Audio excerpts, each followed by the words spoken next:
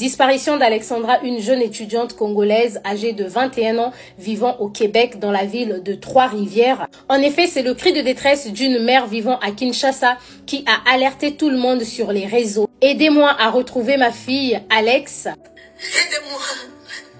Aidez-moi, je suis une maman perdue. Je suis une maman perdue et je suis une maman triste.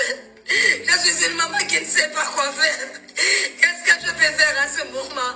Alexandra a été vue pour la dernière fois le mercredi à 15h40. La mère d'Alexandra a discuté avec sa fille le lundi et son père a discuté avec elle mardi en lui disant que je t'enverrai l'argent le mercredi. Il va envoyer l'argent à sa fille et comme de coutume, Alexandra, après avoir reçu l'argent, tient toujours ses parents informés et cette fois-ci, Alexandra va recevoir l'argent mais elle ne donnera aucune nouvelle d'elle. Ce qui va alors interpeller sa mère et cette dernière va se mettre à appeler sa fille le jeudi sans succès. Voyant qu'elle était incapable de joindre sa fille, elle va rentrer en contact avec la colocatrice d'Alexandra au nom de Louane. Et Louane va dire à la mère, ça fait 2 jours que je ne suis pas à la maison et ça fait 2 jours que je n'ai pas vu Alexandra. Mais ne t'inquiète pas, je vais appeler notre colocataire pour essayer d'en savoir plus. Et la mère sera étonnée d'apprendre qu'Alexandra ne vivait pas seulement avec Louane, mais il y avait une 3e personne dans la maison, donc un garçon. Elle va dire à Louane, je ne savais pas qu'il y avait une 3e personne dans la maison,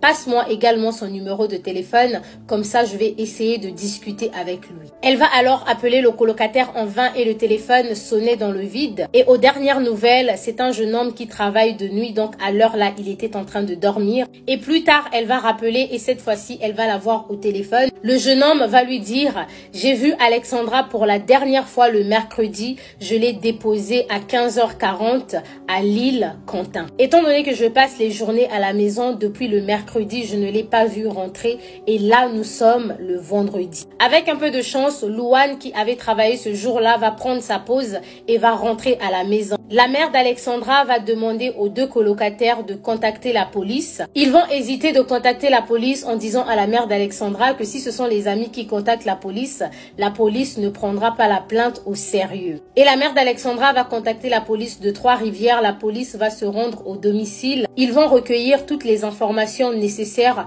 pour pouvoir retrouver Alexandra. Entre-temps, la mère a continué à envoyer des messages à sa fille et la police va lui dire que le téléphone d'Alexandra a arrêté d'émettre depuis le mercredi à 15h. Enfin, au moment où je vous parle, Alexandra est toujours introuvable. J'imagine le désespoir et la détresse de ses parents. Le pire dans cette situation, c'est qu'ils sont à des kilomètres, donc ils ne peuvent même pas suivre l'enquête de près et c'est pas sûr que l'ambassade peut leur délivrer un visa au plus vite. Je vous prie de relayer l'information, de partager les vidéos. Unissons-nous de près comme de loin avec la famille d'Alexandra ainsi qu'avec la police pour pouvoir la retrouver. Le président de l'association congolaise à Ottawa, on vous prie de prendre cette affaire en main pour pouvoir représenter les parents d'Alexandra. La communauté congolaise au Canada, unissez-vous, aidez la police à faire une battue à l'endroit où Alexandra a été vue pour la dernière fois.